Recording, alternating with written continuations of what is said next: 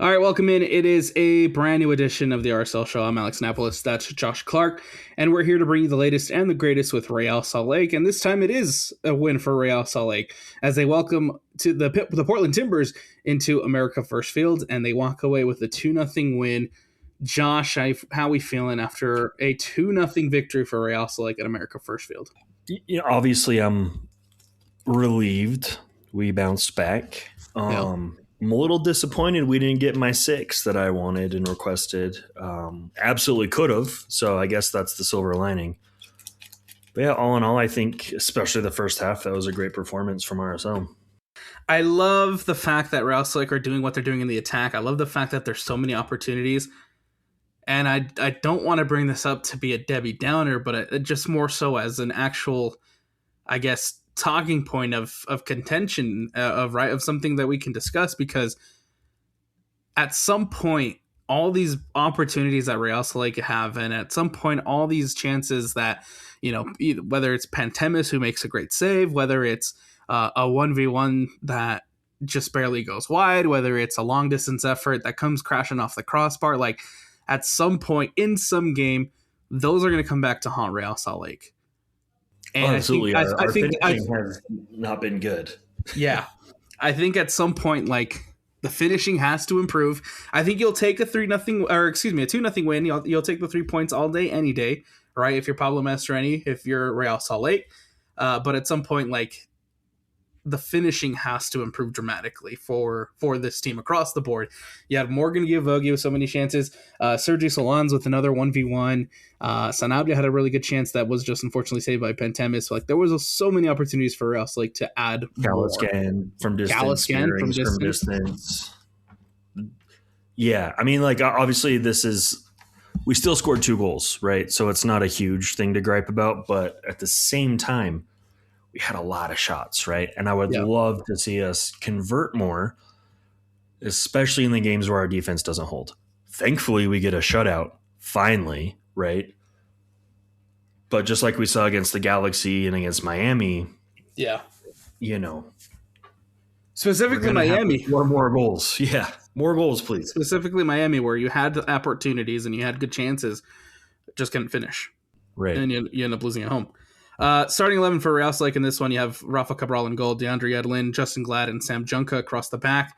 In the midfield, Xavier Gozo, Noel Kalaskan, Stein Spearings, Juanma Sanabria, Morgan Giavogi, and Diego Luna at the 10, and then Sergi Solans back into the starting 11 as your starting striker. Again, getting the nod over Victor Olatunji, which he's earned. Yeah, right. You can't argue it, right? I still love Victor Olatunji, but Solans' style of play works so much better with our attack, period. With the way that Morgan and Lunas play. Correct, right? Yes. Olatunji is a good option for a different style of play, trying to get a goal back, win a header, play more of that target guy. Right now, we just have a lot of facilitators. And a guy that can be a target guy, right? He's clearly good at finishing with his head, so it's weird to say that a kid from the draft is our out-and-out starting striker, but I'll take it. He's doing the job. So,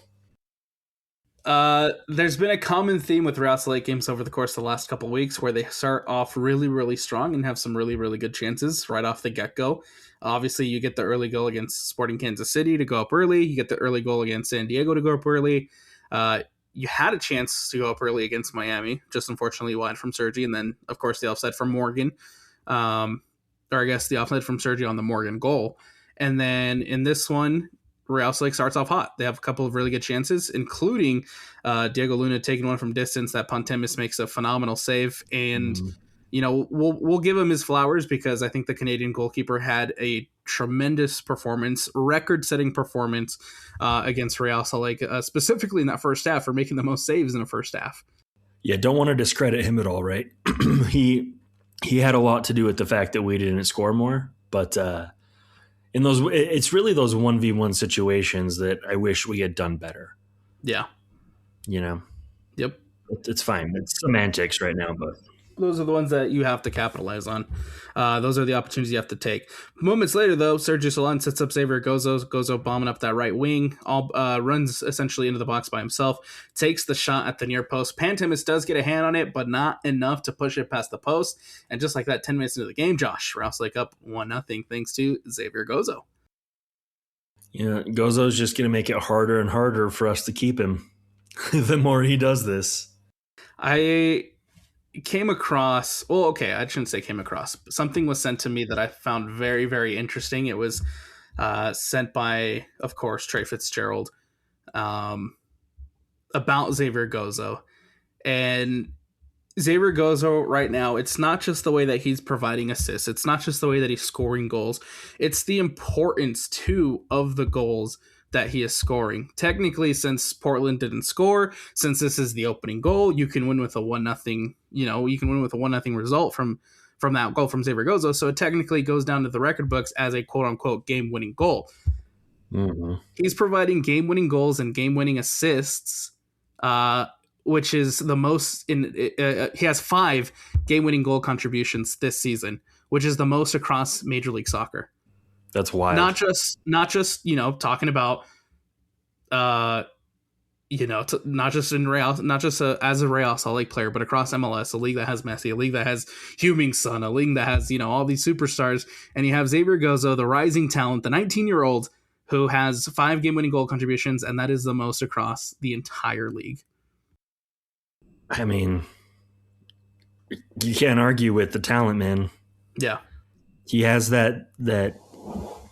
How do you even describe it? Just I don't know. It's like the intangibles, right? It's what clubs in Europe are looking for. Someone that can come in and do something and really provide for the team. It's not a guy that's just scoring garbage time goals or, cleaning up other guys' messes, right? He's doing what he needs to do. And he's being the guy for the team, right? He is the superstar right now. Also, too, on the verge of making some history. With those 5 game-winning goal contributions for Real Salt Lake this season, in just 10 games played, Xavier Gozo is now tied for the second most by a teenager in league history. Right now, tied with José Altidore in that 2007 season where he had 5 in 22 games. Tied with Alphonso Davies in 2018, who had 5 in 31 games. Tied with Freddie Adu, who in 2005 had 5 with 25 games. And so with one more, Xavier Gozo becomes the second most by a teenager. He'll take second place by himself. And then he has to get 8 to take down Diego Fagundes, who holds that record for most game-winning goal contributions by a teenager in a season, when Diego Fagundes did it in 2013 with 8 contributions. I mean, he absolutely would hit it if I wasn't afraid that his season for us was going to be cut short, right? Hey, you know what, man? There's still, 4 games? Still plenty of games left for him to do it, and he's not far from it. So it's unreal what he's doing right now.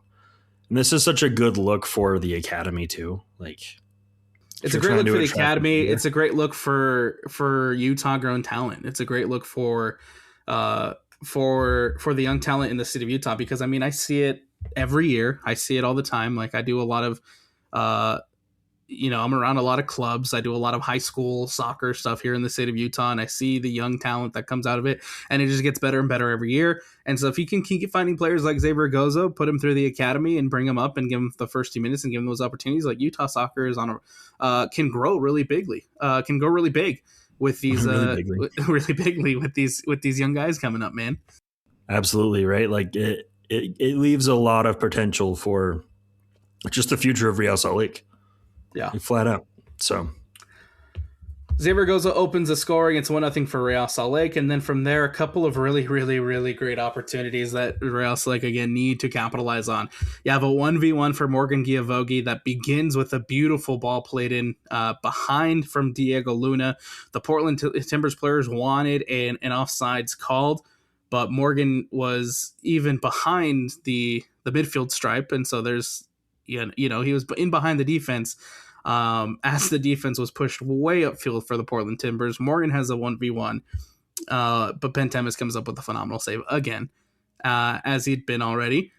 And then Morgan, a couple moments later, a shot from distance that comes crashing off the crossbar. And then a couple moments later, Morgan takes one that goes just wide to the right of Pantemis' post. Just so close 3 different times. I mean, he could have had a hat trick within 8 minutes. Yep. Unlucky. I'm going to give it an unlucky there, at least on a couple of them.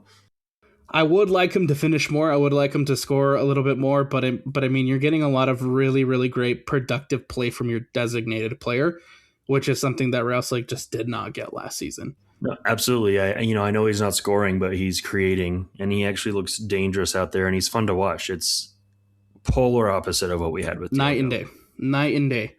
And it's making a big difference, man. I mean, we talked about it a little bit last time we recorded, where you felt and you saw how different the offense and how different the attack looked without Morgan Giavogi in the starting 11 when they played the Galaxy, right? And how sloppy and how choppy it was and how disconnected it was. And then the complete opposite in this one against Portland. 100%. He's him and Gozo maybe our 2 most important players at the moment. I think I would agree. Yeah. I think I would agree, because to Carson's point that he made last week, right, with a lot of balls being played in behind for Gozo to run and chase, there was a lot of those in the early parts of this game too, and that created a lot of really good opportunities for Real Salt Lake, where you try to find Gozo bombing up that right sideline. Obviously, his goal comes from a situation in that manner, but Real Salt Lake creating a lot of chances through Xavier Gozo and through Morgan Giavogi running over on the left side. Absolutely. It's just great to have an attack that's clicking. We're not used to it. No. And I mean, again, just comparing it to last year and where it was last season. Well, night and day. Stein Spearings finds Morgan Giavogi inside the center circle. He plays it to Luna. Luna has phenomenal link-up play with Sergi Solans and Juanma. Juanma gets it back into Diego Luna, who just has to essentially pass it into the bottom right corner. He puts it into the back of the net. It's 2-0 for Real Salt Lake. And America First Field is on their feet. They're cheering. They're roaring. They're screaming. Real Salt Lake up 2-0, and you feel pretty good about it. You do feel good about it, but you just can't shake the feeling that it should be 6. Yes. God, I'm just upset about that. I'd have been very happy with that prediction came true. A couple of other really good chances for Real Salt Lake in the first half, specifically thinking about the one that came from Sergi Solans a couple of moments later, where he has his 1v1 opportunity. He has a 1v1 chance with Pantemis, but again, we've seen it before, Josh. The 1v1s for Sergi need some work. Yeah, him and Jason Christ need to spend some time after training. You think Jason still got it? Absolutely. Yeah. He has the knowledge, at least, right? Like, oh, for sure. I don't know. Once Sergi figures that out, man, he's going to be lethal. An absolute menace. He's already a menace, but he's going to be an absolute menace. Lethal. Real Salt Lake take a 2-0 lead into the half, and then in the second half, there's really not much to break down. There's really not much to talk about. Cabral comes up with a couple of nice saves.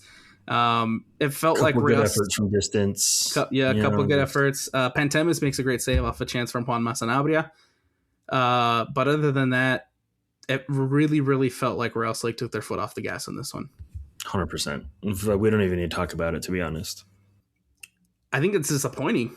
I think we could have capitalized more, but as far as like breaking it down, especially when you talk about the goal difference and you talk about the clean sheet, Real Salt Lake finally got a clean sheet, and that's phenomenal.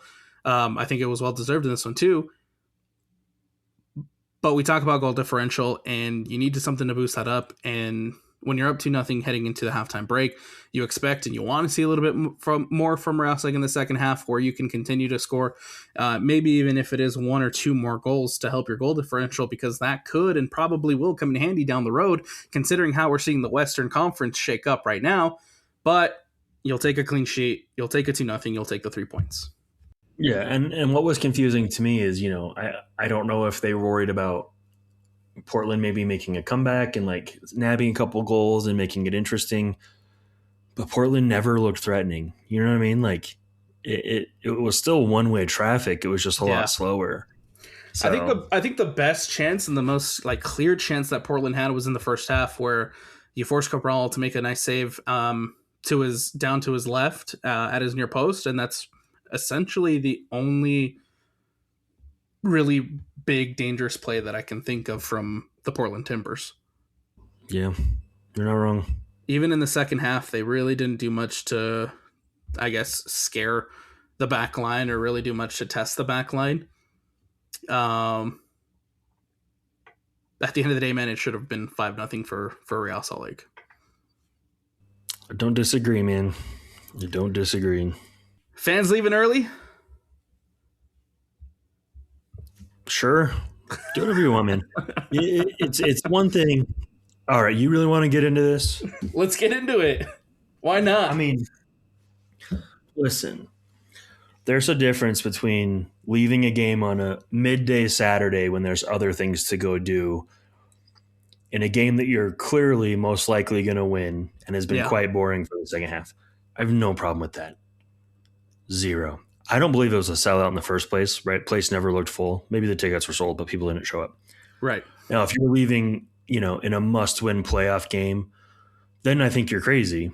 But at the end of the day, you're free to do whatever you want. Right? I don't care. I think we're making a mountain out of a molehill here. Absolutely. It's a weird thing to point out on a 2:30 game on a Saturday when there's a lot to do, right? People have plans. It's a boring game. The second half was boring. If I was there with my niece or nephew and they were like, "Can we go?" I'd probably be like, "Well, if it's gonna make you shut up, then sure." You know what I mean? Yeah.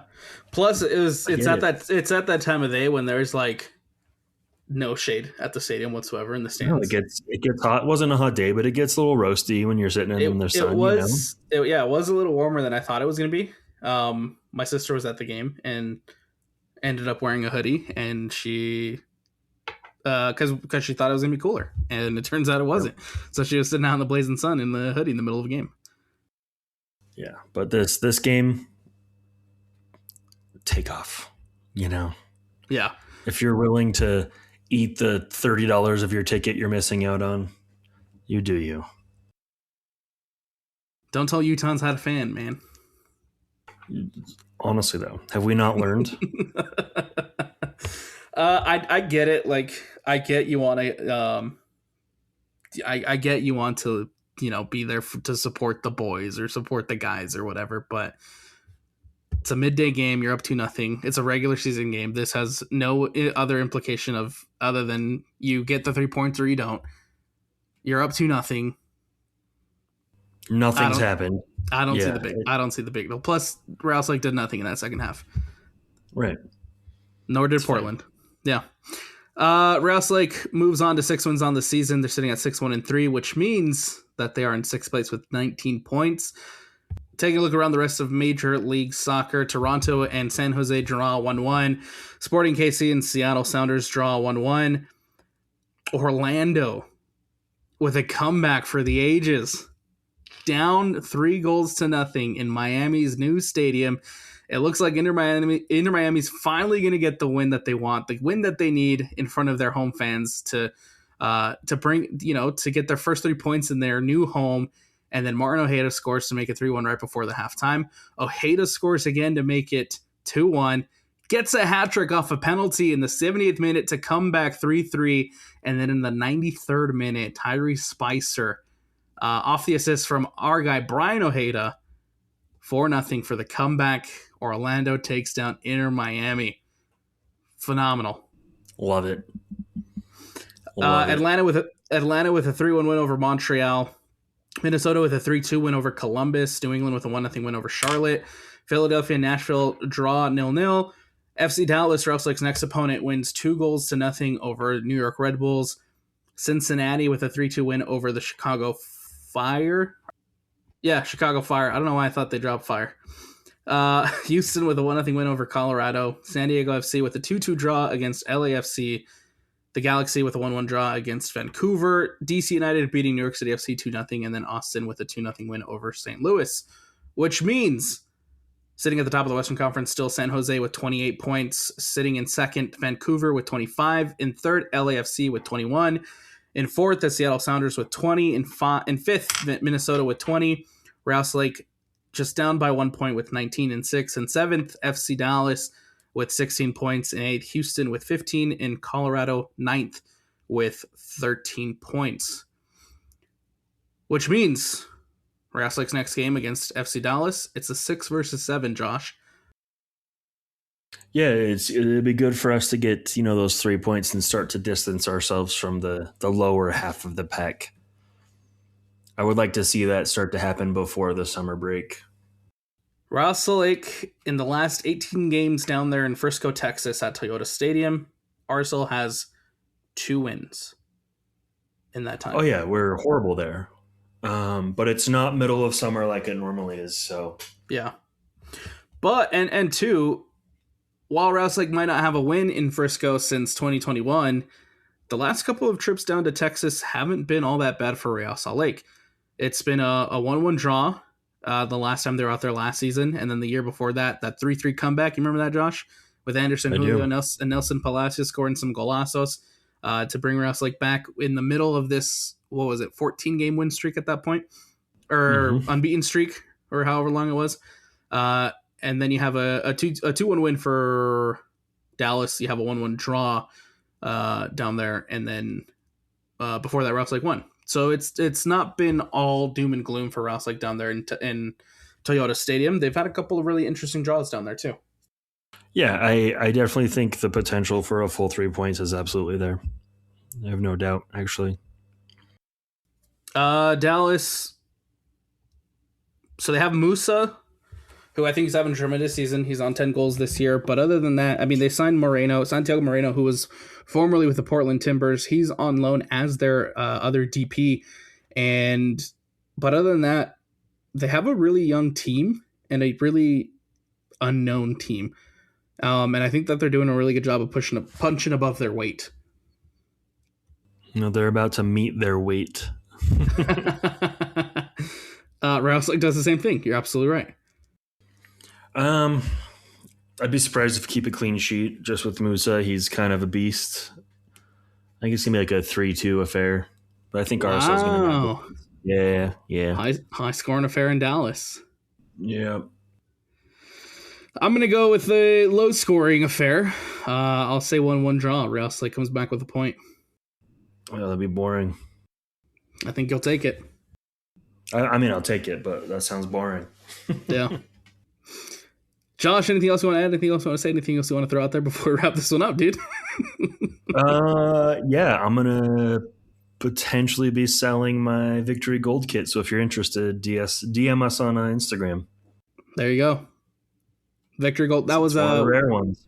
What was it, 2011 or 10? Yeah, 2011 or 12, I think. I honestly don't remember. Time is honestly kind of becoming a weird thing in my brain. But it was our first third kit that they sold, right? Obviously, that one game Earth Day green one they had at one point was the first one. But yeah, it's a rare one. So if you want it, let me know. Hit us up. That's going to do it for us here on the RSL Show. Don't forget to like. Don't forget to go subscribe. Don't forget to go do what you have to do to follow the RSL Show for the best RSL content. We'll talk to you guys next week after the FC Dallas game.